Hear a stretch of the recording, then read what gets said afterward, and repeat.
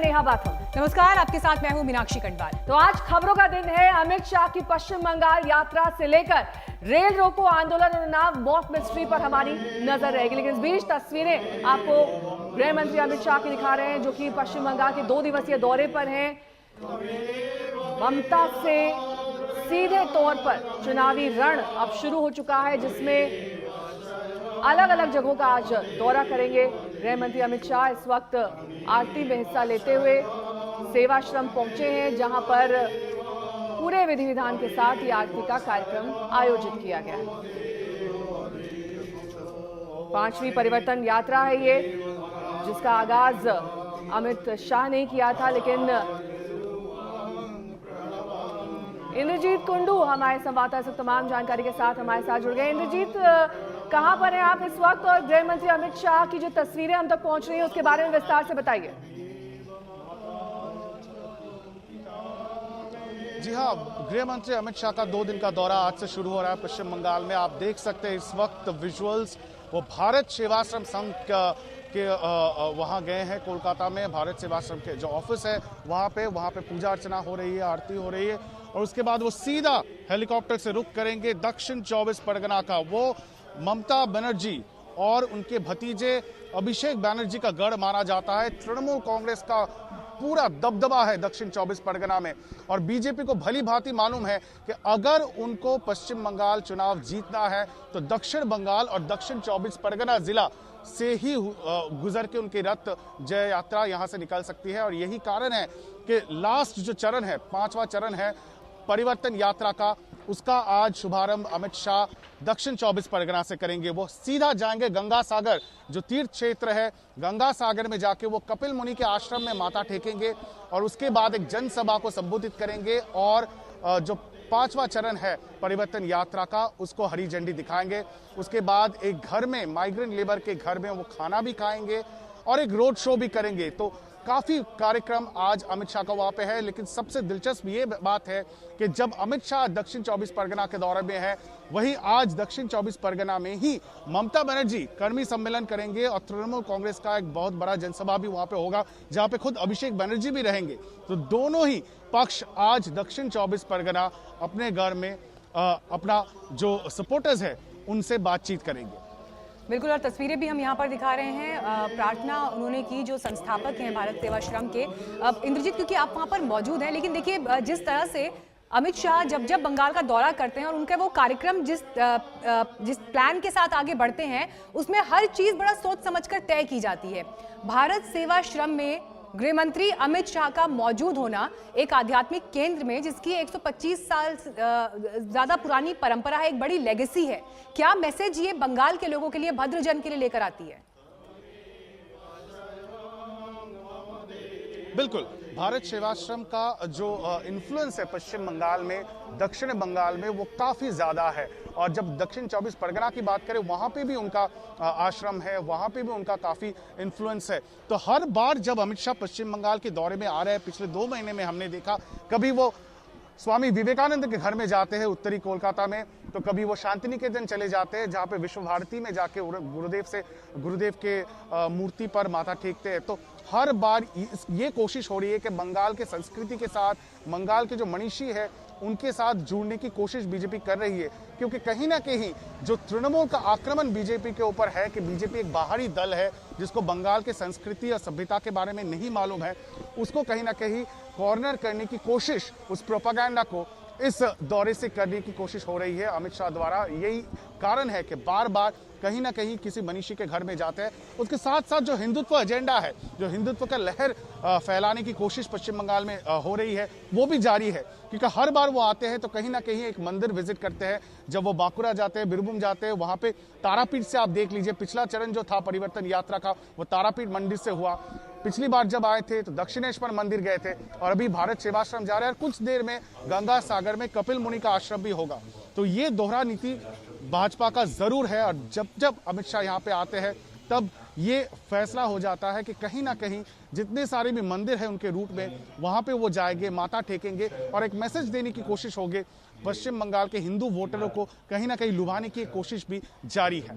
बिल्कुल, स्वामी प्रणवानंद जिनका ये केंद्र है, एक आध्यात्मिक चेतना पैदा करना सामाजिक कार्यों में भारत सेवाश्रम की एक बड़ी अहम और गहरी पश्चिम बंगाल में, न सिर्फ पश्चिम बंगाल में बल्कि पूरे देश में एक लेगेसी है, उसका अपना एक इतिहास है। और इस बीच देखिए, आज के दौरे की शुरुआत अगर अमित शाह वहां से कर रहे हैं तो इसका बड़ा संकेत है। कुछ देर पहले उन्होंने स्वामी प्रणवानंद की तस्वीर के आगे आरती उतारी, ध्यान किया, और अब आप देख रहे हैं कि वहां पर जो लोग वहां काम कर रहे हैं, जो वहां पर सदस्य कार्यरत हैं, उनके साथ में भी एक संवाद यहां पर हो रहा है। और जिस बात की जानकारी हमें अभी इंद्रजीत दे रहे थे कि यहां से जब देखिए दक्षिण 24 परगना पहुंचेंगे, जहां पर मुस्लिम आबादी ही 35% है, तो बड़ी तैयारी के साथ सोच समझकर दौरा प्लान किया गया है। कहां कहां किन एरियाज में किन लोगों से मुलाकात करनी है, और इनके अपने आप में बड़े चुनावी मैसेज, बड़े पॉलिटिकल मैसेज। बिल्कुल, संस्कृति, सभ्यता और इतिहास से जुड़ने की यहाँ पर बीजेपी की एक अहम कोशिश और 5वें चरण का आगाज। आज जिस तरीके से ये पूरा दौरा प्लान किया गया है, बेहद व्यस्त कार्यक्रम अमित शाह का होने वाला है। इंद्रजीत, ये जो तमाम मंदिर आपने गिनाए, चाहे वो तारापीठ मंदिर हो, दक्षिणेश्वर मंदिर हो, और आज जिस जगह पर इस वक्त वो मौजूद है भारत सेवाश्रम, इसका भी एक अपना इतिहास है जिसके बारे में मीनाक्षी जानकारी देती। लेकिन इंद्रजीत, जिस तरीके से बंगाल की सियासत इस वक्त देवी देवताओं और खास तौर पर हिंदुत्व को लेकर आर पार की जंग जारी है, ऐसे में जो 2 दिवसीय दौरा है उस पर सबकी निगाहें अमित शाह की इस बात पर टिकी हुई हैं कि कौन कौन सी जगह पर वो जाएंगे जिन्हें खास तौर पर प्रतीक और प्रतिबिंब माना जाता है हिंदू सभ्यता का। इस प्रकार का बहुत सा जी हाँ, बिल्कुल, ये एक अजीब किस्म का एक इलेक्शन देखने को मिल रहा है पश्चिम बंगाल में। ये पहले कभी नहीं हुआ था, क्योंकि जैसे आप कह रहे हैं, कुछ दिन पहले दिलीप घोष ने जिस तरह का बयान दिया था माँ दुर्गा पे, उस पर एक बहुत बड़ा बवाल छिड़ गया, तृणमूल ने आक्रमण कर दिया बीजेपी पर। तो कहीं ना कहीं लगता है कि धर्म और राजनीति एक हो रही है इस बार पश्चिम बंगाल के चुनाव में, और देवी देवता इशू बन गए हैं, जहाँ पे लोगों का जो इशू है, वो आम आदमी का जो इशू है, वो सेंटर स्टेज पे होना चाहिए था, लेकिन वो नहीं है। और यही कारण है कि बार बार आप देखें कि जो हिंदुत्व का लहर जो बात हो रही है बीजेपी के तरफ से, कि हिंदू वोट को पोलराइज करने की कोशिश हो रही है। और आपने सही फरमाया कि दक्षिण 24 परगना में एक बड़ी तादाद में मुस्लिम आबादी भी है। तो जब अमित शाह आज जा रहे हैं तो वह कपिल मुनि के आश्रम में जाएंगे, गंगा सागर। ये एक बहुत ही मशहूर तीर्थ क्षेत्र है। हर साल गंगा सागर मेला जब होता है तो पश्चिम बंगाल सरकार और ममता बनर्जी की तरफ से भी काफी अरेंजमेंट किया जाता है, क्योंकि ममता बनर्जी को भी मालूम है वो कितना अहम है। और वहीं आज सेंध लगाने के लिए पहुंच रहे हैं अमित शाह खुद। वहां पे जाएंगे कपिल मुनि के आश्रम में, वो पूजा अर्चना करेंगे और तब शुरू करेंगे अपना परिवर्तन यात्रा। और देखिए, जितने भी परिवर्तन यात्रा के रूट है वो कहीं ना कहीं कुछ तीर्थ स्थानों से गुजरते हुए कोलकाता की तरफ रवाना हो रही है। 5 रथ, बीरभूम के तारापीठ हो, या जब कुचबिहार आए थे कुछ दिन पहले अमित शाह, और तीसरी दफा का रथ का जब उन्होंने उन्मोचन किया तब वो मदन मोहन मंदिर गए थे कुचबिहार में। वो भी बहुत एक मशहूर मंदिर है कुचबिहार जिले में। तो हर जगह पे हिंदू सेंटिमेंट को कहीं ना कहीं छूने की कोशिश अमित शाह के द्वारा हो रही है। और यही कारण है कि उसका ये ट्रिप बहुत केयरफुली प्लान किया जाता है, ताकि हर जगह पे कहीं ना कहीं कुछ मंदिर या आध्यात्मिक जगह वो पहुंच पाए। और आज जब शाम को वापस आएंगे वो कोलकाता, तो ऋषि अरबिंदो के घर में म्यूजियम में जाएंगे, अरबिंदो भवन कोलकाता में, वहां पे जाएंगे। तो बंगाल के जो मनीषी है उनको कहीं ना कहीं नमन करने की कोशिश है। और बीजेपी चाहती है उनसे जुड़ के, या नेताजी हो, या रविंद्रनाथ टैगोर हो, स्वामी विवेकानंद हो, इन सब से जुड़ के तृणमूल का जो निशाना है बीजेपी के तरफ कि वो एक बाहरी पार्टी है, उसको कहीं ना कहीं उस प्रोपेगेंडा को न्यूट्रलाइज करने की कोशिश अमित शाह के द्वारा हो रही है। तो आज का ये दौरा बहुत अहम, जिसकी पल पल की जानकारी इंद्रजीत भी हमें दे रहे हैं। अब यहाँ से आगे गंगा सागर की तरफ जाएंगे, कपिल मुनि के आश्रम का भी वो रुख करेंगे। लेकिन बड़ा दिलचस्प ये देखना है कि जिस तरह से बंगाली अस्मिता और इसी बंगाली अस्मिता के इर्द गिर्द, चाहे ममता बनर्जी के कैंपेन हो, बीजेपी के कैंपेन हो, बड़ी प्रमुखता से वो आगे बढ़ रहे हैं, जिसका जिक्र भी इंद्रजीत कर रहे थे। और आज के दिन, यानी ये 2 दिन का जो कार्यक्रम गृह मंत्री का है, इसमें भी जो गतिविधियां और मुलाकातें उनकी पब्लिक अपीयरेंसेस प्लान की गई हैं, वो इन्हीं बातों के इर्द गिर्द दिखाई दे रही हैं। लेकिन इंद्रजीत, सवाल ये भी है कि आज दक्षिण 24 परगना में ही देखिए अमित शाह भी होंगे और ममता बनर्जी भी होंगी, और कल के दिन यानी गृह मंत्री के दौरे से ठीक पहले राज्य के मंत्री के ऊपर हमला हो जाता है।